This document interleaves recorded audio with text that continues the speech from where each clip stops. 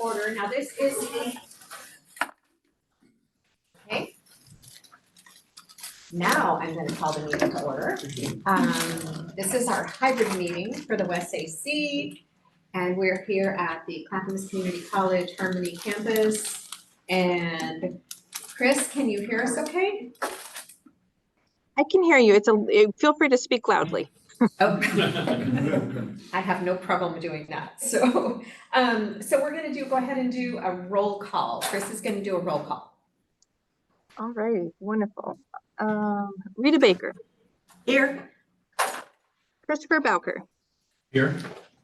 Richard Craven. I think that's you. Here. Greg DiLoretto. Here. William Gifford. Here. Renee Harbour. Here. Diana Helm. Here. Roseanne Johnson. Here. Preston Force. Here. Denise McGriff. Touch the screen. Michael Milch. Here. Catherine Miller. Here. Michael Morrow. Here. Neil Schulman. Here. Brian Johnson. He's here. He's here. He's back. Adam Khosrowbadi. Here. David Golding. Here. All right, wonderful. We have a quorum. Thank you, Chris, and thank you all for being here today. It's kind of nice to meet in person. Yes, There's like some stranger faces. I haven't seen some of you before, but I think I know most everyone. Thank you for coming. I'm going to turn it right over to Greg, and then I'm going to sit down because I don't need to stand up here or sit up here in front of all of this because I'll wait until after we do the July minutes and public comment period, and then I'll park it. Okay, and I'm just going to be very, very brief. Welcome. It's great to see a good turnout today. Great to see faces, people in the room. Looking forward to the tour. And I will say, so this is a preview of our capital improvement plan. And you may or may not recall that the last time we did costing for our capital improvement plan was in 2019. Lots happened since 2019. And so what Jeff and Aaron have done is gone through, updated our capital improvement plan for 2023 along with the costing. I was very anxious about this endeavor. And I think that you're gonna see that we're pleasantly surprised by the results. So, Introduce President Cook. oh yes, and we have a special guest today, President Tim Cook, from Clackamas Community College, has a few words to say. Thanks, Greg. Hi, I know some of you. I'm Tim. I'm the president here at the college, and it is really nice to see you. It's nice to see you here on campus. So thanks for coming out. The college is really good partners with Wes, and so we appreciate the opportunity to host. We appreciate you being here. I'm looking forward to actually getting out and walking around too, and seeing that. That should be fun.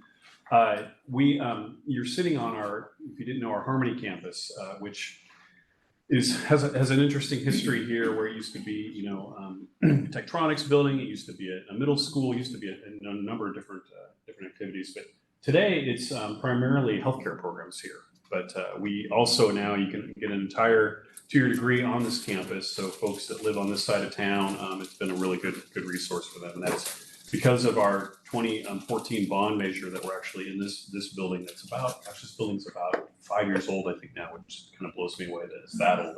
It's that old. I thought about it. Anyway, the campus, if you haven't been on, William and I were just talking about it. Some of us were just talking about it. Lots of changes since the pandemic, if you were ever on it before that. Lots of changes as we come out of it and really think about what education looks like and what higher education looks like. About 40% of our programs now are some sort of hybrid or online, kind of what we're doing here. So we have lots of technology now throughout the college as we try to respond to what people need. And that's really because of demand that we're getting from our students and from our community about what they want to see. But anyway, hearing from you and hearing about what you need and what you want from an educational partner like us is really important as we move out and move forward. We're actually really thinking about the next 10 years now and what types of facilities, what types of programs, and where we need to head. So I'd love to chat with any of you about what we're thinking, about what you think we ought to be doing as we move forward. But I'm gonna get out of your way, so I know you have a full agenda and sit and listen, but again, lovely to see you all. Oh, I've been telling everybody this too. We're up about 15% in enrollment. The college is really, really healthy and really thriving. For that pandemic was a challenge for everybody. It was a challenge for us as people kind of took care of what they needed to do. But we're back to where we were before, and things are really, really thriving here at the college. So it's a good time. I'm a Vancouver. Thanks, Greg. Thank you. Go Cougars. Go Cougars. Go Cougars. And I just want to say thank you to Dr. Cook for hosting this room and this facility today. And if you want to ask him any more questions about the college, he will be joining us I will on be the tour. joining. Yeah. Okay. Yes, thank you. Thank you, Tim. I would also like to thank Chris for bringing us luncheon today too. Appreciate that, for feeding us. So we just need to approve the July meeting minutes. I'm gonna do that by quick raise of hands. Does everyone approve the July meeting minutes? Anyone opposed? Okay, by consensus, thank you. And Mayor McGriffin, you'd like my seat right here too, I can go. He's gonna let me sit here, Are that's you- fine. The calendar notice did not translate to east or west, so we were at the other building. Okay. Yeah, me too. And Chris, do we have anyone online for public comment? If anyone would like to comment, please raise your hand. All right, I don't see any hands raised. And I don't think we have the public here today, although we are the public. All right, we're gonna move right on to Jeff Stollard with the capital improvement plan. Thank you. 1 second, let me get this set back up to share.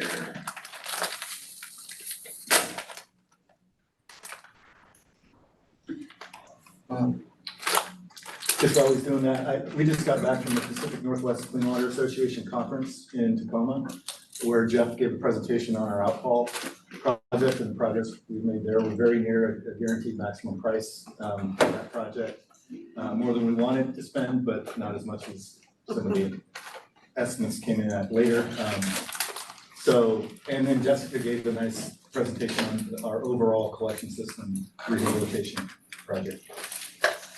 It's always good to get our people out at regional conferences talking about what we do. Perfect. Thanks for everybody for coming. I appreciate everybody's time. I know everybody has busy schedules, so it's good to see your faces again. 2 weeks ago-ish, we mailed out our draft capital plan. I want to kind of spend some time today here talking about what's in that plan a little bit. A lot of it you've seen and heard before, some of it's new. And then I'll turn it over to Erin at the end and she'll talk about the financial aspects of the plan. So a little bit of background, program structure, the planned work we have, and then Erin will talk about the financial planning and impact on rates, and I'll close up with kind of what our next steps are for not only the advisory group, but just for the overall adoption of this 5-year capital plan. Why does WES exist? You know, I always like to remind folks of this, and we put some new pictures on here just as a reminder of kind of what our operations staff, what their day-to-day lives really look like, and kind of how some of the impacts that we have on decisions we're making in the capital process impact them. So everything from road projects, not only our capital projects, but road projects require us to go out and adjust our infrastructure. And so that's our guys out there fixing up on the right side, working right to left, raising manhole lids and stuff to account for road projects. We have unfortunate issues where we need to repair our pipelines. Those happen at any time. And so our guys are out there in the middle of the night. A lot of times that's the only time we get out and do our work when flows are lowest. And then we had a wipes initiative, and I'm not sure how widely shared what impact that is. I know it's been a very successful initiative, but you can see this is what happens when people put wipes down our pipelines. We end up with clogs on our pumps, and our guys have to go in and kind of fix those. So in the end, we're here to protect water quality and make sure that the public has a healthy environment for them. Something I'm passionate about and I'm happy to be involved with. Can you guys hear me online? Are you gonna continue the wipes initiative? Because I think some people haven't gotten the message yet. Yes, Yeah. yes, it's ongoing, never ending, that is, it's continued. We were pleasantly surprised when we gave a tour of the Tri-City facility. I forget the woman's name, she's with the Watershed Council. And she came in and we talked about wipes, and she came in after the the tour, and she said, I bought these at Costco and they're biodegradable. And I said, I don't know. And so I looked at them and they were, this could be legit. And so I put it in a jar. She got them at Costco. The key is that they have to have, there's a little toilet symbol that means that they meet or certified to meet the international standards for dissolvability. So good news, and we're gonna have to nuance our wipes message moving forward, but that's good for the industry, that's good for us.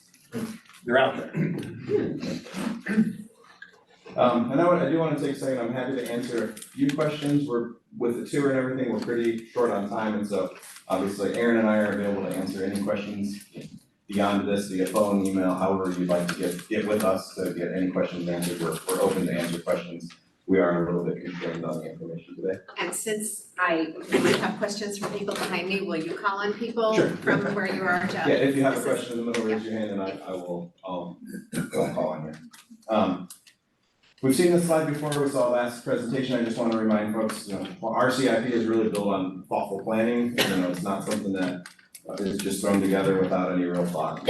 We plan out for all of our facilities, try to identify what needs we need from a flow and condition assessment standpoint, and that's how this is built. And so these 5 plans are the backbone of what you see in this document here. And then, we always think about, or at least I, in my younger career, thought about capital planning as really projecting for growth and building for growth, but it's not really the reality of the world we're in today with infrastructure. Specifically, a lot of wastewater infrastructure was built in the 80s, and it is all coming now due to reliability, and rehabilitation is really becoming a more focal point of it as our infrastructure ends its useful life. So this next slide will show kind of, we have the 2 buckets of capacity where we are really building for growth, and then this reliability piece where we're looking at the infrastructure age and how well it's operating and when it might need to be replaced, not only from whether it's operating correctly, are there parts available for it, and things of that nature go into that planning. And so with our 5-year CIP is really about 58% around the reliability piece, so it's really about the condition of our assets and making sure that they're current and reliable. And then really it's 40% of our plan, or 41% of our, 42% of our plan is around capacity. That's really the building for the growth that's occurring in our area. I don't show the 12-year, last time we had a 12-year, but we've looked ahead, and the 12-year CIP falls in a very similar percentage breakdown to this, that's in a 58-41 with just a small piece of regulatory there. And then I know probably everybody that's seen a lot of our presentations has seen this slide, but our plan is built around us as a region addressing and reducing the I&I in our system. There was an analysis done during the collection system master plan and the sanitary sewer master plan that showed it was roughly a little more than $100 million cheaper to make investments in reducing I&I than building everything bigger. And so we've hit that head on. I've got a slide later that talks about what our spending is going to be to address I&I, not only for West-owned system, but regionally within our member cities as well. So just to note that we are actively addressing I&I, our member cities are also actively addressing it, and the success of that will make this plan a successful one.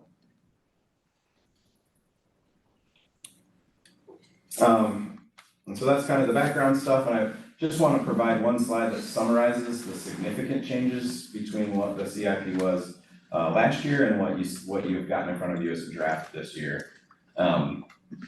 You've heard me talk about costs and inflation. It's been in the news everywhere, but so we took all of our costs that we had for our projects and updated them to August of 2023 using an engineering news record index. So that's a prominent publication that looks at 20 different cities and kind of averages out what that inflationary impact are specifically to construction. So, groceries are not part of it per se. It's really dedicated and focused on just on the construction aspects. It's materials, labor, those types of things. And so all of the costs you see in this plan have been updated to August of 2023 dollars. We added a few new projects.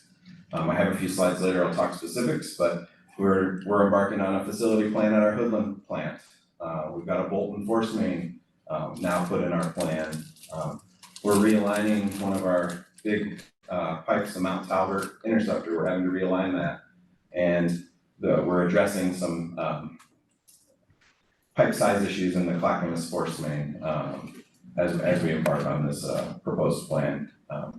Some of the other things, we've adjusted the timing, I mentioned this at the last meeting, but we've adjusted the timing of the Tri-City and Kellogg admin projects. The Tri-City admin requires moving some of our vehicles into a new garage or a new structure. We don't have that built yet, and so rather than wait, we're gonna go ahead and do the Kellogg first, which will prime up the solids project at Kellogg by moving staff out of the areas where we're gonna reuse those buildings.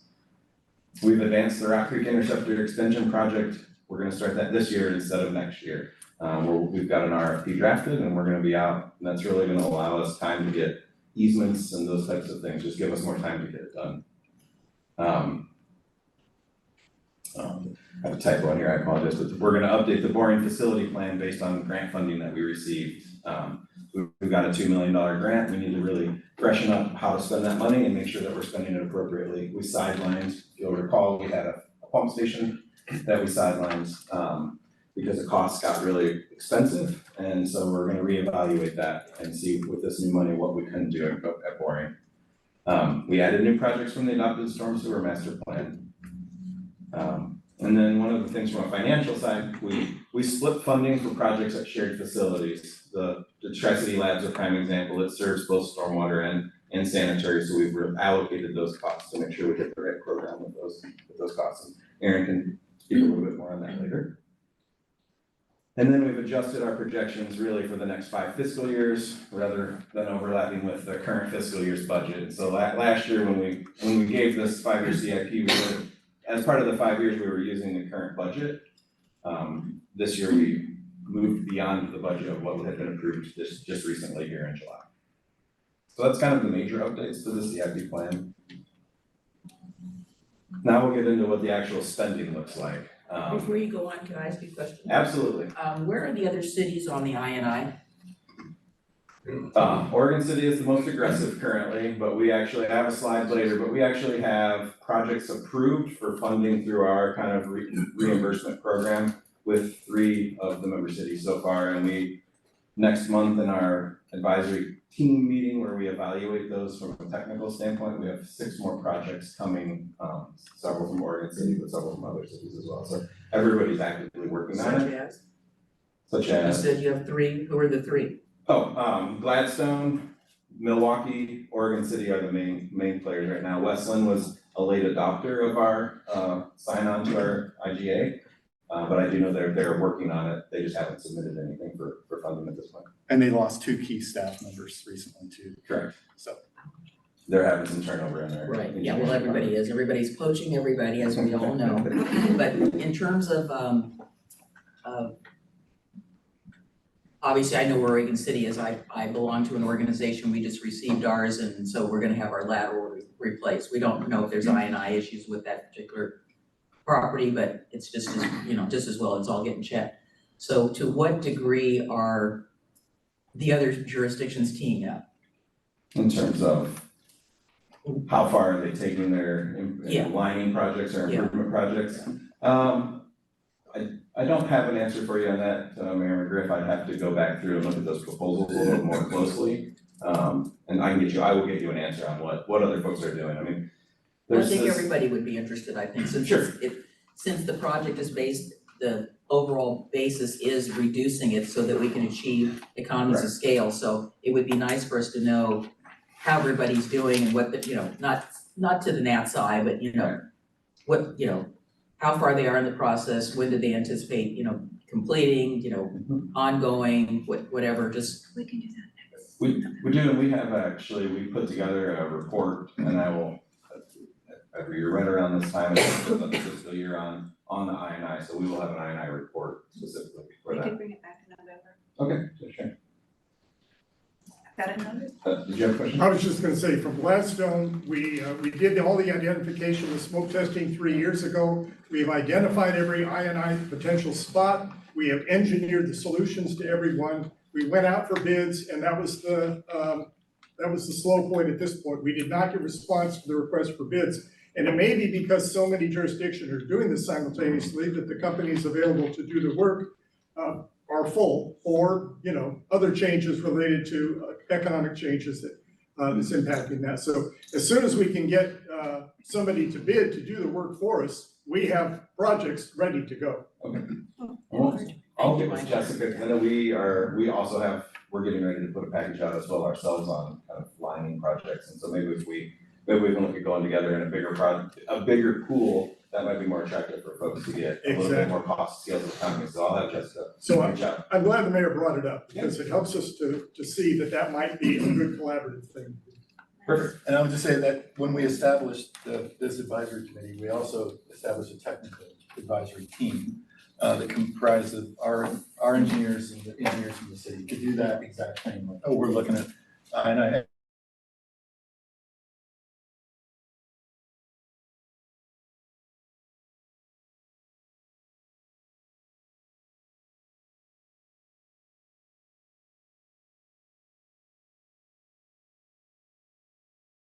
can address it in November, but that's really kind of an industry, what you can generally achieve by doing certain levels, that's laterals and main lines, laterals to the house as opposed to the right of way, as opposed to just the main lines.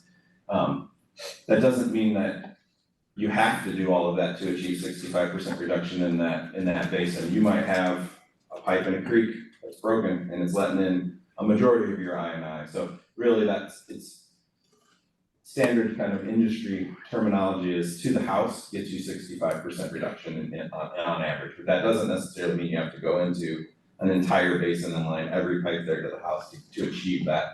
So for what that's worth, and we can bring back and have some I&I discussions in future meetings for sure, if there's an interest, it sounds like there. Anything else before I move on to the big blue bar here? Okay, so I wanted to kind of note, just to paint the picture on, and I have some slides later that talk about kind of the cost increases of our plan and kind of what drove them and where we're at, but as you can see, it's a pretty robust plan. We have $75 million planned for 24-25, and then 57 for 25-26, and just to compare, we had $48 million last time when we presented 24-25 spending, and $38 million in 25-26. There's a few key projects that are driving that, two large projects that are driving that, and the other piece of the puzzle is, you know, a lot of our costs were from 2019, and we've now applied, now that inflation's, I won't say this, we're not seeing a reduction in costs at all, that's for sure, but we are seeing a more normal, and I have a chart that shows kind of the up and to the right inflation numbers for construction over the last couple of years. So we took this opportunity now to dive in and update all our costs to today's dollars. And Aaron will talk a little bit more, but you can see it's a very robust plan, especially for if we look historically at what we've averaged spending, this is gonna be a big lift for us. And then the surface water CIP projected annual spending here. This has been updated also to August, so it is slightly bigger than what we have in our storm system master plan. And that was approved after we put the CIP together last year, so this is really the first time that these costs are fully captured from that system plan. So as you can see, also a big difference in what we have historically made investments on our stormwater side, surface water side as well. And so now I'll talk a little bit about some of the projects we have underway. So we have currently, Denise, 7 projects active for, you know, amongst all of our member communities. When I said 6, but we actually have 7 projects we're evaluating next month for review, for approval, for funding. And then I'll just highlight, so our 5-year spending is we have $18.3 million that Wes is basically investing into the IGA. That's information we've gotten from our communities that say, here's the projects we anticipate anticipate implementing and the funding that we need. And so that's our budget over the next 5 years to give back to our communities or our member cities for addressing I&I. We are also tackling our own. We have several basins of the 19 that were talked about previously. And so this Mount Talbert interceptor I mentioned, that picture down there shows, you know, when they built pipes previously, they would just dig up creeks. They were the low spots and regularly put pipes in creeks.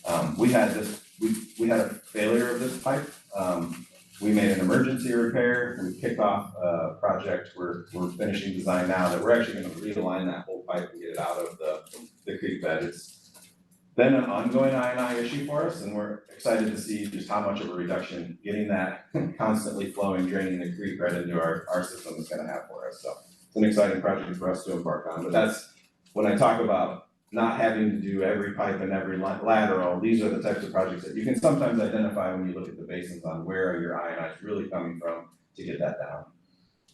So you have I&I on the Kellogg Creek, where the pipe goes down in Kellogg Creek? Not, so yes, there is, I&I, I mean, every pipe has I&I. But it's in a creek bed. Yeah, nothing to note from our flow metering that says we've seen a huge swing or a huge increase in flow, that we saw on our flow metering data that let us identify, hey, we've got an issue here in this basin because our flow is significantly different than it was. And we can, I'll have Jessica, when we talk about I&I in a future meeting here, we can talk about specifically some of the hotbed places and how we work through that. The Tri-City Outfall Project, I've presented on this several times to this group. As Greg mentioned, I gave a talk on it at the PNCWA. The overall project cost is at 66.4. That's including kind of where we think we're going to end up from a construction standpoint. That's all the design work and services during construction. We're in the middle of negotiations with the contractor on our guaranteed maximum price. And just want to note that it's really the two outfalls. We're going to keep the existing outfall one. It's a resiliency opportunity for us to keep that outfall for peak wet weather events, but we're going to need it once we hit beyond 2040. Our anticipation is that we'll have to start putting that online during significant rain events. And our new outfall will be in service in 2026. One thing to note, specifically on our new location, it is in a much better location in the river for mixing and water quality. Around the toxicity in the river and things like that. We're much deeper, it allows better mixing and pretty much, I won't say it eliminates, but it definitely reduces significantly the impact, any impact we might have on the river around that. So we're really excited to get this new current technology designed outfall in a much better spot in the river. It's gonna be really good for overall water quality and health of the river. So Jeff, I know you can't predict the weather, and neither can the weathermen, but you're talking about keeping the second system in place for overflow. So given the trajectory of increasing storms and El Nino and La Nina and all do we use any general weather predictions to look at everything else that we're doing to say, well, according to the trends that we're seeing now with global warming and all that, it's gonna be X or it might be Y, just to anticipate? Yeah. Because if it doesn't happen, that's great. Right, yeah, so when we did our sanitary sewer master plan, you pick a design storm, right? And so it's how much intensity over a period of time, or, you know, is it less intense but over a longer period of time? So you look at a lot of different rainfall events to pick something. And generally there's a design storm, and it's a 5-year storm is what you design your pipelines around, 10-year for different infrastructure. And so we landed, instead of a 5, we're closer to a 7 to 8 year kind of return event. So a much more aggressive event than to account for those kind of climate changes. That was our way of kind of capturing those. We're getting a lot more high intensity rainstorms, so let's make sure we build the capacity to handle those as well. And Mayor McGriff, it's not, so we won't overflow to the new outfall. We would still treat everything. We would use that outfall to get rid of the excess effluent that our new outfall wouldn't be able to. So it's not an overflow to the river, it's really from our plant, but yeah. Yeah, I meant to say outfalls. You're fine, I just wanted to make sure that we were, go for it. Yeah, what's the existing volume and projected volumes? Yeah, so our existing outfall capacity has a 78 million gallons a day capacity, which matches the plant hydraulic capacity. And our new outfall combined will have we need 177 based on kind of standard pipe sizes. We're gonna be just above 180 million gallon a day capacity when you combine the two outfalls. So the new one has about roughly 105. My math is right, yeah. It's a 90-inch diameter pipe, and so it's a big outfall pipe for sure. And really what drives the size is it's real flat across there, and the hydraulics of the Willamette River versus the hydraulics of our plant, making sure we have enough elevation to get it out into the river and through the diffuser. When we started this project, just to paint the picture of kind of a design evolution, that was thought to be a 72-inch pipe. When we got through all the hydraulic analysis, it became a much larger pipe. And really it's big so we don't have to pump. Because pumping is expensive. Does whatever goes to the existing in the future, whatever goes through the existing, will it be at like a different temperature? Nope, it won't be. It'll come from the plant. There'll be a weir in a box that once we hit the capacity of that pipe, the water would start to build up further and spill over and go. It'll be a passive out to the other outfall. So the temperatures leaving our plant will be the same, going to the river. Okay, the Tri-City wet weather expansion, this is to increase our peak capacity at our plant, 70 MGD to 105 MGD to meet the 2040, that's your 2040, that's where I got the 105 for the new outfall. We are working with the EQ right now. We submitted our Willamette facilities plan in January, and we're still having conversations with the EQ around the approval of that plan.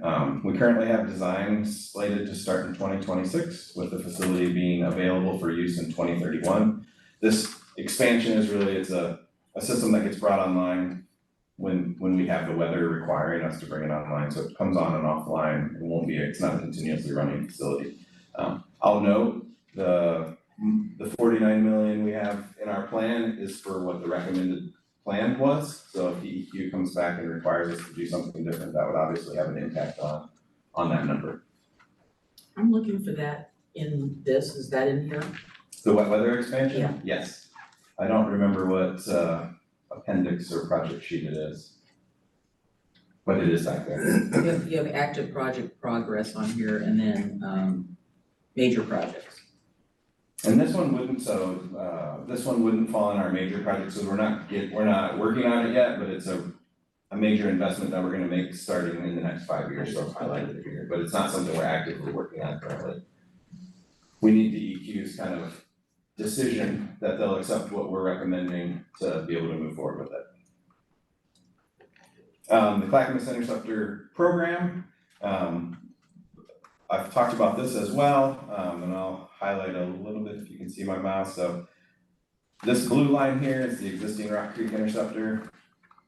This green line here is the upper Clackamas Interceptor. The yellow is the middle Clackamas Interceptor, and this blue is the lower.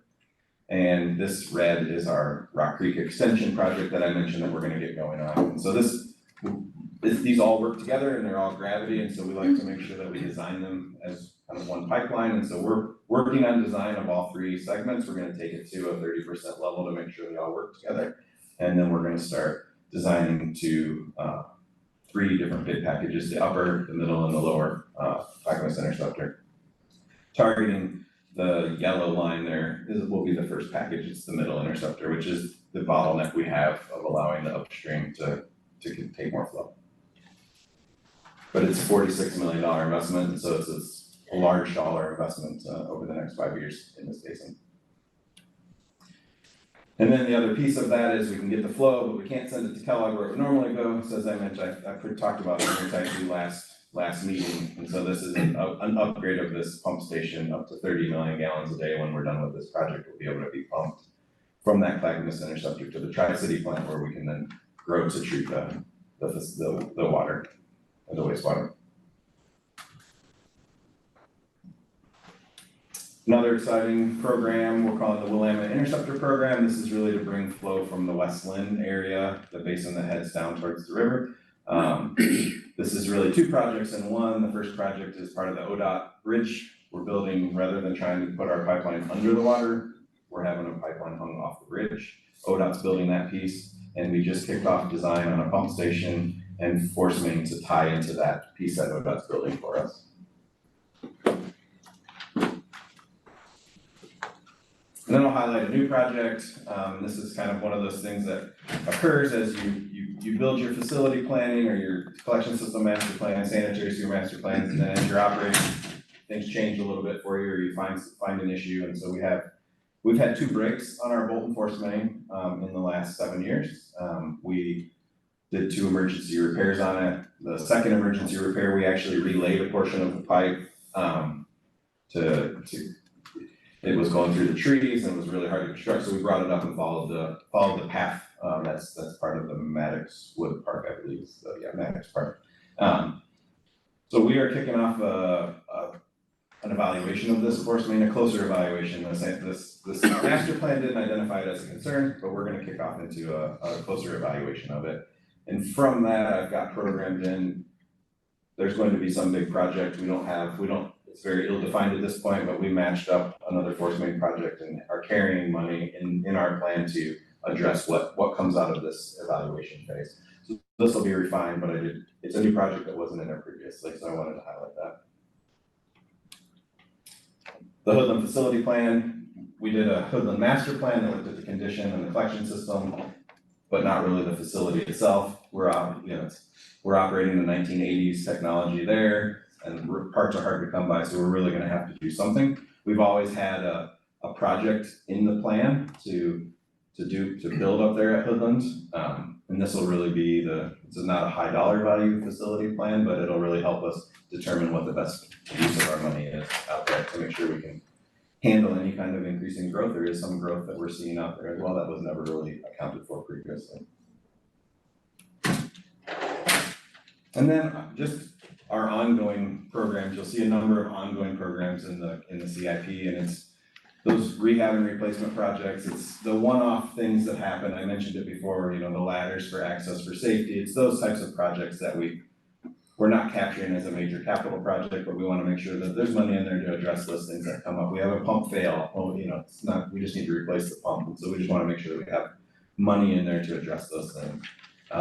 The pump station and treatment are really that. It's kind of addressing failures or things that are not working right. And then the collection system rehab, we go out and we TV our collection system when we find not only the I&I stuff, but defects as well, fractures, breaks, roots coming in that really allow the I&I to occur. So we use that to go out and use that information to prioritize where we're making those investments as well. And so you'll see there's 3 or 4 ongoing projects in there, and that's really the tenor of that, or the use of that money, is to make sure we have budget in there to do those things that need to be done to keep our system running well. And then finally, we're gonna go out and 2 or 3 creeks, so you'll get a lot more information, but I did just wanna kind of highlight that we got the Metro Grant Award that I mentioned at our last presentation, and that's gonna get used, and we are, continuing to work on our development of site plans and design. Cultural resources surveys are always an interesting part of any project that's in creeks and other things like that. And we're anticipating construction on this project, which you'll hear a lot more about on our tour, so I won't spend much more time talking about it in next summer. And then the blue bars got a lot bigger, and really this kind of tells the story as to why. Some of it was more project definition, but a large portion of it was the just inflation, and the construction costs got a lot more expensive, specifically between 20 and 21. But you can see now, 21 through 23, it's really started to trend back to more normal. And so I feel like looking back and capturing all those crazy increases, we can now, I won't say safely because it's never safe, I guess, but more confidently project forward that this is gonna be more normal. We're gonna go back to something more normal. And so that's really why we're doing it now. And then the last thing, I'll talk quickly, it's a busy slide, but when we do facility plans, we end up with a very loose project definition and some costs to put to it. That's based on industry, historical projects that have been done, those types of things. So those initial estimates have a really broad, a +100, -50 accuracy. As you continue to refine the project, you can get more and more accurate with your costs. And so I guess as kind of in my new role here this year, my commitment is to make sure that we're updating our plans with the latest and greatest costing information we have on our projects, because those costs do change over time. Sometimes they go up, but sometimes it's just that band gets narrower and we have better project definition. I think about it if I'm doing a home project, you're tearing up your bathroom, I'm gonna do a bathroom, it's gonna be roughly $16,000, and then you get in and depending on what tile you pick, that can have an impact. And so really, we try to, what this displays essentially is, as you design more of the project, you know with better certainty the cost, and so your cost changes should reduce over time. And then with that, I think the next slide, I'll turn it over to Aaron. Thank you. Actually, I've got a question. Sure. On your basic footprint at Tri-Cities, are you considering expanding that, like in 20, 30 years or so, in 50 years? And it's really confined there. It is, so If you're building. Yep, at Tri-City, we will actually be moving into the landfill for expansion. In the build out at 2080, the facility plan identified that we would use about half of that landfill. We'll be building over about half of that landfill for the full build out. If you drive by, anybody drives by 205 and you look off and you'll see the Kiewit construction staging area. We're actually renting 3 acres of our land to them to do that for the project. So you can see how far towards Main Street that we own. We have a lot of land. And that's a good reference point. We're actually kind of where their space ends is where we expect to build out. Not in the next few years, but through 2080, that's about the land space that we'll need at that facility.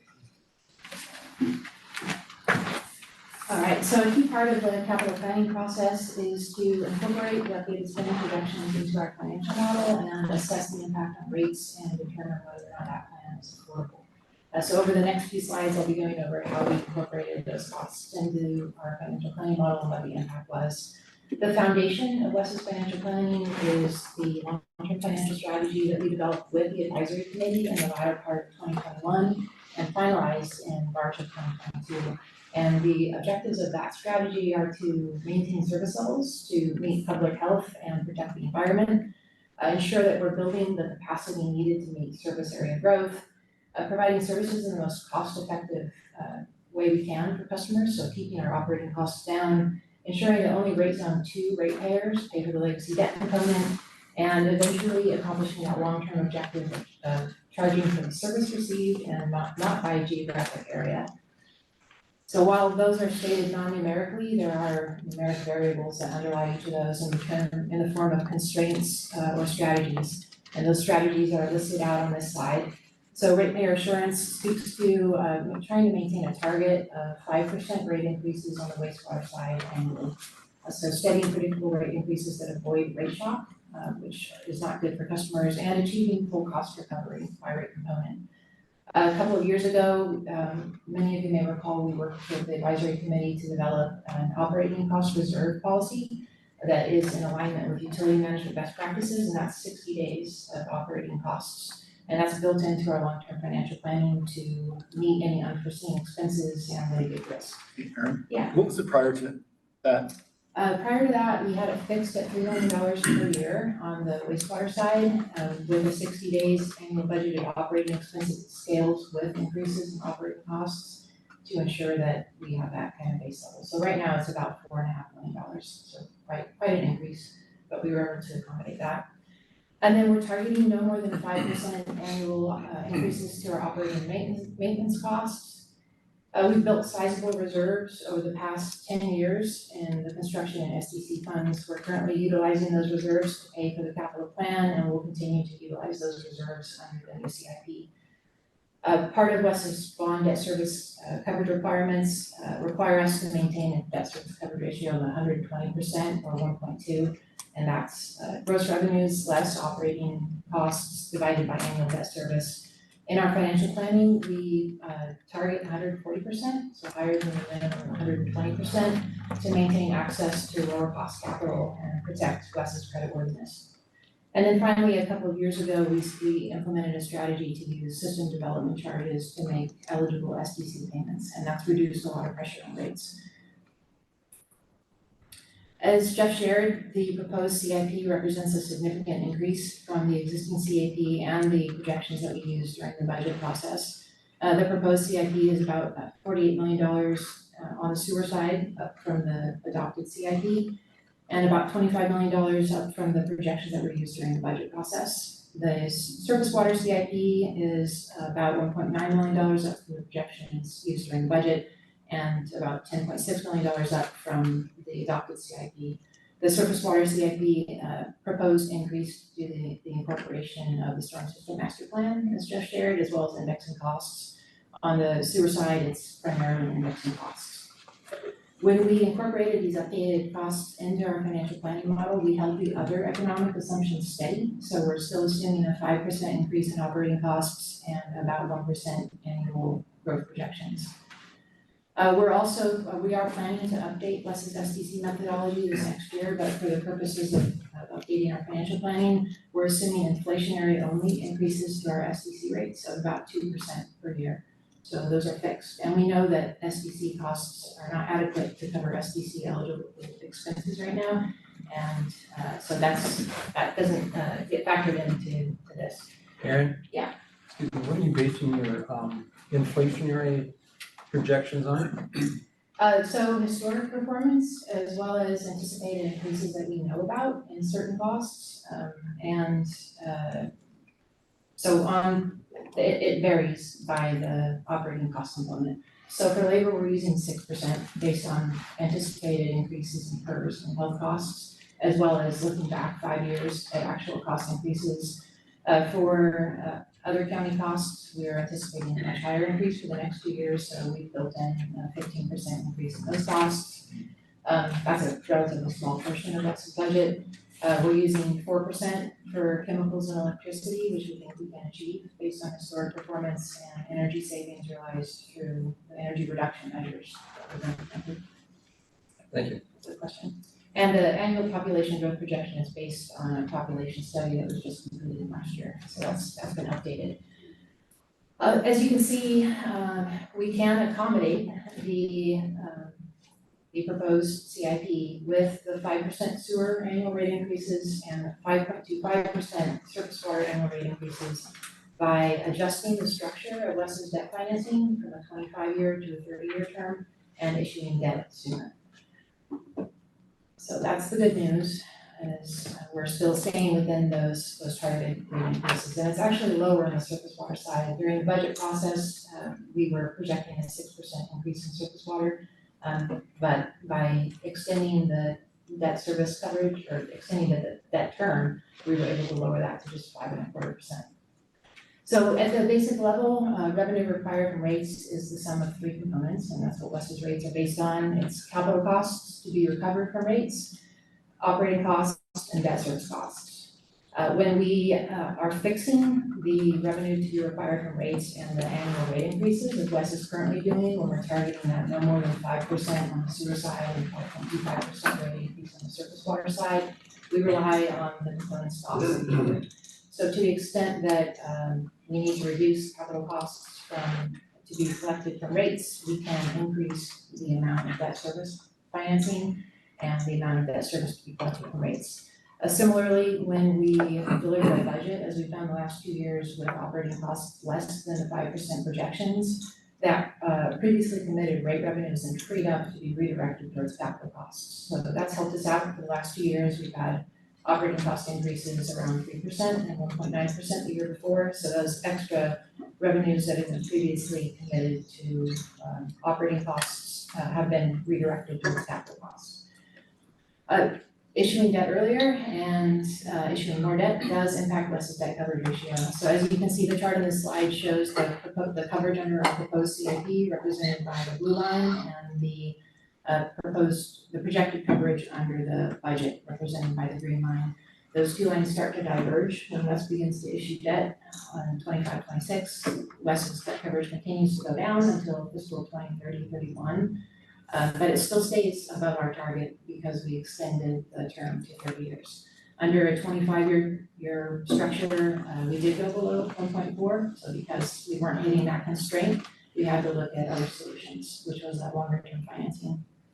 So we are able to fully fund the CIP and maintain the other strategies and objectives in our financial plan.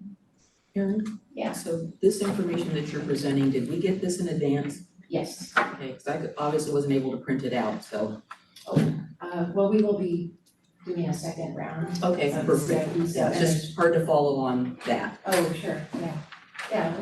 So, by refinancing, extending the terms out another 5 years, was there any rate adjustments when you did that?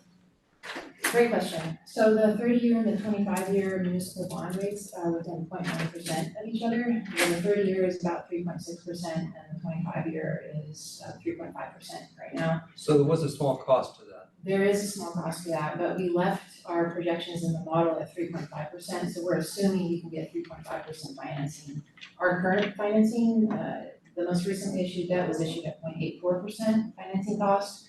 Prior to that, it was a 2.2% financing cost, so the assumptions used in our model are very conservative, and we can usually do better than that when we go to the bond markets. Interest rates are high right now, and they're expected to potentially increase again before the end of this calendar year, but then most economists are projecting that they'll come down by the end of 2024. So well in advance of when we begin to issue new debt, so. What's our bond rating now? AAA, got the highest from S&P Global currently. So, and when your debt coverage ratio is reduced, you can lose that bond rating. So we may not be able to maintain a AAA rating when we go out for debt, and we have a lower debt coverage ratio. So that's a consideration as well. Thank you. These forecasted rate sides will probably look pretty familiar. On the sewer side, these are the same forecasted rates that we've been sharing with you for the last 2 years. So a 5% increase to the wastewater treatment and local collection rates, and offsetting reduction in the legacy debt component until that's phased out in 2031. On the surface water side, this is a more favorable forecast than we had previously, which is the 5.25% rate increases. A lot of the surface water CIP costs are programmatic in nature, more so than on the sewer side. So we could potentially level that cost increase down to 5% and be in line with the sewer rate increases.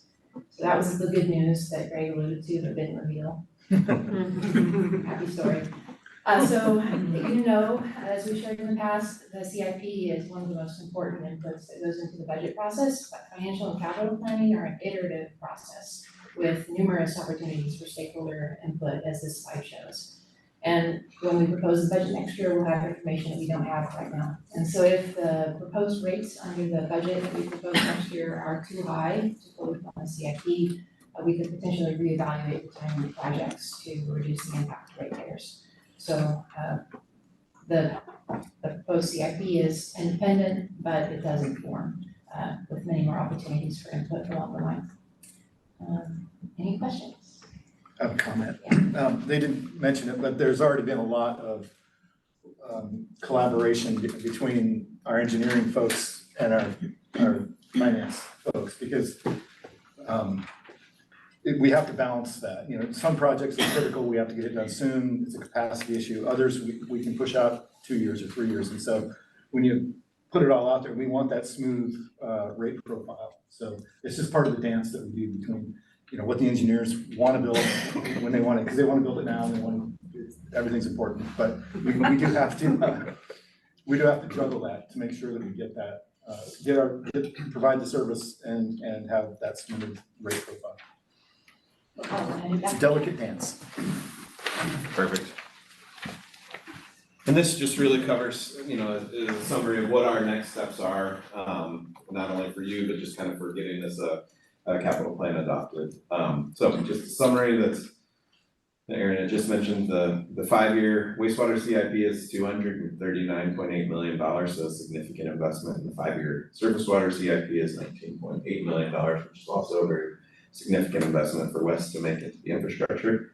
You know, we're really seeking feedback from the advisory committee. So Aaron and I are available, as I mentioned. You can call us, email us. We're happy to meet over Zoom, in person, however you would like to have the dialogue with us. We'll make ourselves available to answer questions and have conversations. Your thoughts that are critical to us being successful in moving forward. So we'll be back on the November 9th meeting, looking for a motion of support from this group, so that we have that when we go to the board, which we're planning to do sometime early in the next year in January. When are you wanting that feedback by? Soon. Please, soon. And so we would have to have, so, I mean, I don't have that calendar in my head, but 2 weeks before that is when we'd wanna have everything internally wrapped up so that we can provide that to you guys 2 weeks in advance of our next advisory committee meeting, which is the end of October. And so I would say by early October, in the next 4 weeks, would be ideal, so that we have time to think about the questions you're asking or comments you're making and give good informed responses, and have that, if there's dialogue that needs to occur, we have time for that, so. The sooner the better for us, to get things addressed. But, and I know that I had mentioned to talk to Shelley, and Shelley said that they would also be sending out reminders and other things as well, just to kind of highlight that. But mid-October would be a good deadline to have all the questions in by then, because then you need to be making any updates Correct, yeah. to get we would ready have to have for the that. reposting Yes. to the committee and the public. Yeah, it's basically the last week of October is when we'd have to have everything bundled back up and back to you guys. So, again, I really appreciate everybody's time. I'm excited for the tour, and thanks for coming out and listening about this. It's a really exciting plan. With that, I'll turn it back over. Thank you, Jeff. Great presentation. He's really good. If you send him questions by email, he's really good, right, Greg? About getting back in great detail if there's something you're not understanding or you need a little more clarification on things. So we do a preview of this before this meeting, so we all throw him many questions, not as practice, but just questions that we have that we need answered to before we even get to this point. So So how do you know that others might not have the same question? So how is that gonna be shared out? he usually adds those back to his presentation. Okay. So he will oftentimes go back and alter his PowerPoint presentations to include the information that we have. But we don't know what the question is before he alters No, this is true. the Right. document. So Right. that's what I'm saying, is there We a could way? be asking redundant questions. Yes, is there a way to get the questions that everybody's asking so that we know, here are some of the things that have been asked before the document is revised and we don't know where the changes are? Oh, yeah, Yeah. you're saying as we get questions in from folks Well, yeah, to if you share. get, I if you see get what it by a you're saying. certain date, that like, here's the questions that the group had, blah, blah, blah, blah, blah. We can do Because it that. might be the same questions somebody else had, or they didn't quite articulate it the same way, but, oh, yeah, that's exactly what I No, wanted that's to a know. great idea. Absolutely, we can make sure when we respond to questions, we can send it out to the advisory committee complete. That way everybody sees what questions have come in and kind of responses to. That's a great point. So, yeah. we can do Because that. engineers always ask questions I haven't thought of, right? So. Well, we hope they do. But they're also good things for us to know, so no, that's great. We can do that. So when you send your questions to Jeff and Aaron, if you could copy me, then I'll just make sure that I keep a comprehensive list of what was asked. So we Yes, can. but I'm not asking for it to be dribbled out. I'm just saying, once you have a deadline and then you get all the questions. No, that's all I needed. Yes, because that's easier for you guys. I don't want you to be, every time somebody's, and then some mass email and then it goes, just put them all together and say, these were the questions that were put out and, these may be ones you thought of or you didn't think of, or, No, That's a great good, idea. no, it's a great idea. Easy. I like it. So we're gonna turn this over to Gail, because she's taking this on, you guys, I've already been on this, but I'm not gonna go on again, but it's gonna be a fun walk for you guys, hopefully you have your walking shoes on. And I'm going to go ahead, if there's no other questions, Christopher? Not a question, but a little plug. We've got a lunch and learn coming up on November 1st. What's that? Is it, I think it's the third. Third, first. Stay tuned. Second. It's coming up. I'm going by memory too, I'll use your memory, but anyway, the 12th of November, we have our lunch and learn, I'll send out a reminder. Yes, it'll be the future of clean water, looking at emerging contaminants and regulations. So we'd love if you could make it. And Gail's waiting on the hallway for us. That's good. She was with her mom, yes. I should also say, I was fortunate to attend the AWWA conference in Toronto in June that dealt all about water, and obviously there's a big intersection between what we're doing and what we were talking about at the conference, and that was my first one, so I went to the module that was water policy for elected officials, and all I can tell you guys is that when we're out of this region, be careful about drinking other people's water. We are so lucky. I was just freaking out about they were pointing out all these major problems with this city and that city and that side. I said, note to self, bottled water in this town. Don't drink the water over here. Take your own, Take your own, well, you're still, if you're filling it up in a thing, you're still getting their water. Take your own filter. Oh, Take your own- yes, Yeah, there's yes, some little yeah. straw filters. and Yeah, I had a filter because our water at the conference was coming from Lake Ontario. I don't know what's going on in that. Oh, dear. Yeah. All right, so we Oh, are. Diana, then, Yes. I know Leah and Gail are out there, but William and I'd like to give one more plug. On October 24th, the Oregon City Business Alliance is gonna be hosting a One Water Summit right here in Oregon City at 11:30 a.m. We'll make sure to invite everybody, so the importance of preserving our clean water future together, so thank you. Anyone else? All right, this meeting is adjourned. Have a